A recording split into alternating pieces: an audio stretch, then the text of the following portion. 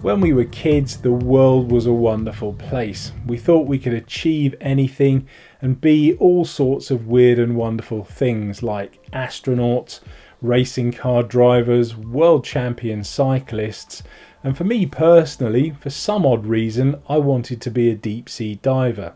Not really sure why, I just did. But then we become adults and we lose this sense of wonder and we start losing track of our dreams. And we start telling ourselves that we can't do these things because we're too old, it's too late, or it's too difficult. But I think that these are just excuses to preserve our dignity.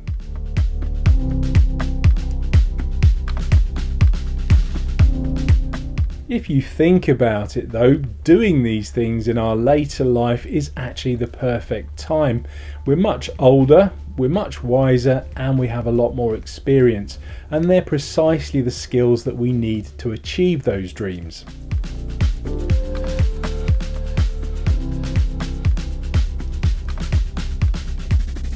So okay, let's talk specifically about cycling here, although in theory I suppose I could be talking about literally anything. If you want to go out and ride 50 kilometers, 100 kilometers, 100 miles, or even one of these epic cycling adventures like Land's End to John O'Groats, regardless of where you are now, your current level of fitness, I guarantee that if you put enough effort in and enough training in, you will be able to do it. Now, I'm not saying that it's going to be easy. In fact, I'm saying it's going to be the complete opposite. It will be really, really difficult. And there will be loads of things along the way that will make you think that you can't do it. So again, your current level of fitness, your age, and anything else that you can think of. But all you need to do is focus on that goal and you will achieve it.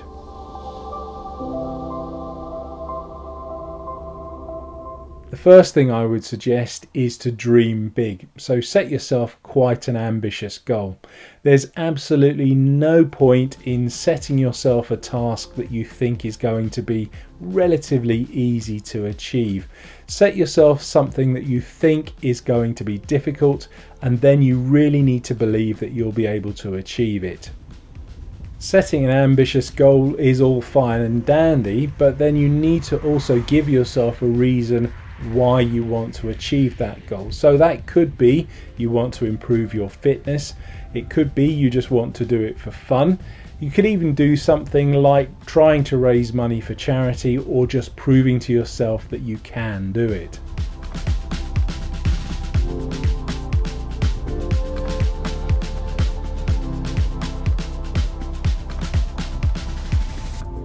Obviously, any challenge that you set yourself is going to be made up of a physical challenge and a mental challenge.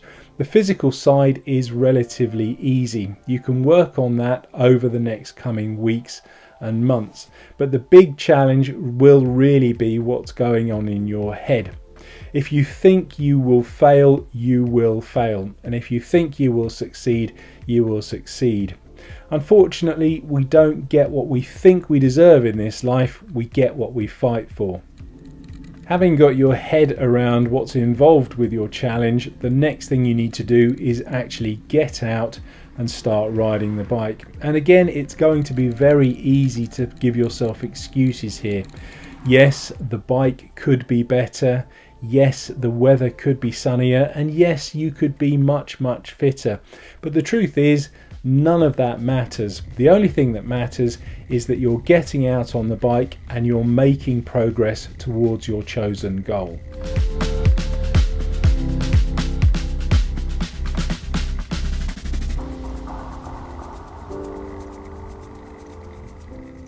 As you start your training, try not to worry too much about your numbers. So for instance, don't worry about average speed and don't worry about the distances that you're able to cycle. For some people, getting off the sofa and being able to ride 40 or 50 kilometers straight away is pretty good.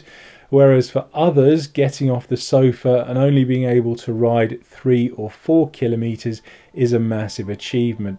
The key here is to stick with it, and I guarantee you will improve.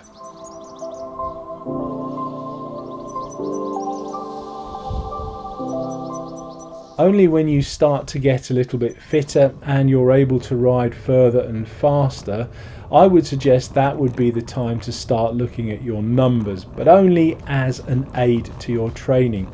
So for instance, if you look at your average speed and it's 20 kilometers an hour, and you say to yourself, oh right, well I'm going to raise my speed to 20.2 kilometers an hour, that would be the way to do it. But if you look at your average speed and think to yourself, it's only 20 kilometers an hour, then yeah, don't bother looking. By the same token, don't worry too much about how long it's taking you to get fit. Again, we all have very, very different fitness capacities. Those people that can get off the sofa and ride 40 or 50 kilometers straight away will quickly move on and be able to ride 100 kilometers pretty soon after that. But if you are the person that can only ride 3 or 4 kilometers, it might take you a little bit longer. It's not where you are, it's how far you've come that's important.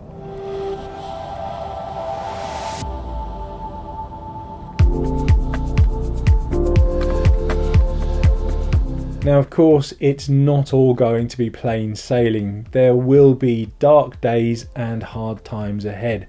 You've set yourself what you thought was an impossible goal, for heaven's sake. But what you need to do in situations like this is focus on your goal and remind yourself why you're doing it. Basically, the moment you take your eyes off the goal, that's when you start seeing all of the obstacles that's going to prevent you from achieving it.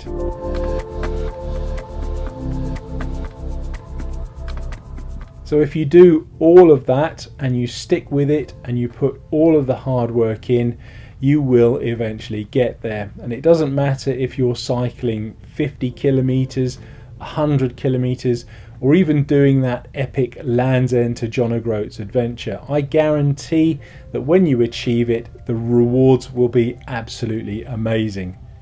Thanks for watching.